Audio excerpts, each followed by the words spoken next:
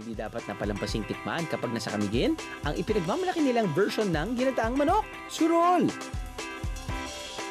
Pwede yan matikman sa restaurant na ito sa Mambahaw.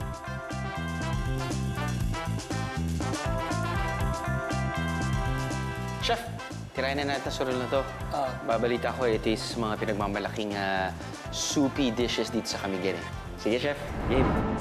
Igigisa muna ang bawang, sibuyas, at luya. Sunod ang native na manok. Lalagyan ng gata, tanglad, at oregano. Lulutuin lang ang manok hanggang lumambot. Saka ilalagay ang mga pampalasa. Lalagyan ng bell pepper at hihintaying maluto ng kalahating oras. Pa, nagluluto ng sarong dito, minsan nilalagyan nila ng papaya. Parang... nilalagyan ng sitaw, parang gano'n. Okay. Depende sa... So parang ano nga, depende sa tinola. gusto mo. Lanzones. Nilalagay ba ba ng lanzones? Hindi na siguro, no? Hindi ko. Kapag kumulo na, ilalagay na ang angkakang gata. Ihulog ang dahon ng sibuyas at hintayin lang ulit na kumulo ang gata. Tikiman time! Pero save the best for last muna para matakam kay Beros. Tikman muna natin ang dalawa pa sa bestsellers ng kainang ito. Sizzling sinigang. Getters na lahat yan, ha? Sizzling sinigang. Salamat po. Thank you, Kuya. Sabi ni Kuya, sizzling sinigang. Eh, di tirayan na muna natin itong sizzling sinigang. Baka may tumingin na pa ng sizzling sinigang na to. Sizzling sinigang.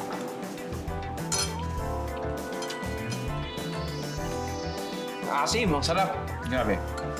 Actually, na-miss ko to. Na-miss ko yung totoong asim ng sinigang. Ito yung, lagyan pa natin ng sauce. Gusto ko yung maasim yung talagang, alam mo yun, yung dating mga commercials ng mga suka, yung talagang ganun kaasim.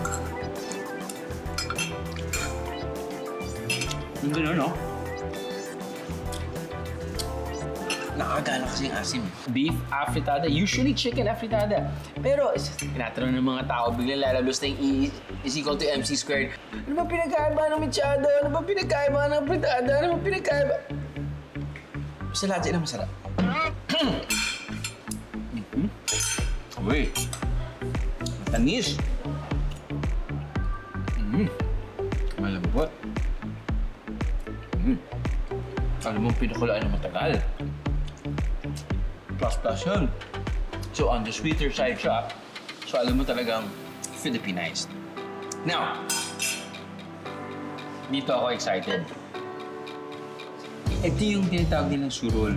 Alam mo naman kasi kapag native chicken yung ginagamit, mas malinamnam, kahit na wala siya masyadong meat.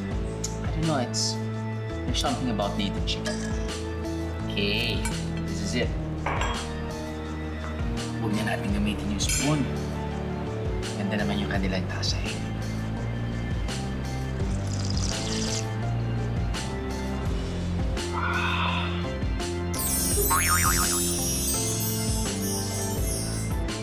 Yung lasa niya, ano ba to? Kasi malalasahan mo yung tanglad. Pero malalasahan mo rin yung gata. So yung, sabihin na, hindi naman siya sobrang gingery na parang magiging tinola siya. Hindi naman. Pero parang ganun nga dahil tanglad with gata. Ito! Oregano! Yung paling nalalasahan ko iba din. So, apparently they use oregano. But local term nila ay? Kalabo. Galing, soup ba? Galing. Galing ng composition ng soup, I have to say. So, I think kailangan yung ma-include yung surol sa list ng kailangan yung tikman pag dadaan kayo dito sa Camiguin. Wow. It's pretty good. It's so good. So good. Grabe, sarap ng luto namin. Di ko akalain na ganito kasarap yung luto namin. Buti na lang ako nagluto nito. Wala akong katulong. Ako lang yung nagluto nito. Pumunta lang ako sa restaurant, sabi ko, pahinga ng lutuan, tanglad, oregano, native chicken, gata.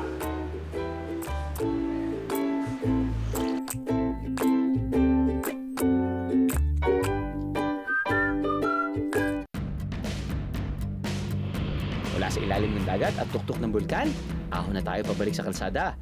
Biyaheng Sunken Cemetery na tayo, Biyahros.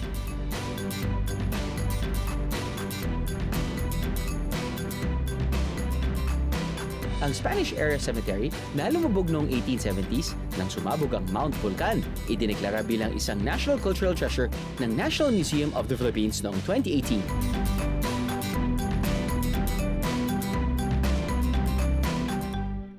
I'm the meeting is a guy. All you gotta do is just subscribe to the YouTube channel of GMA Public Affairs and you can just watch all the behind the show episodes all day, forever in your life. Let's go! Yeehaw!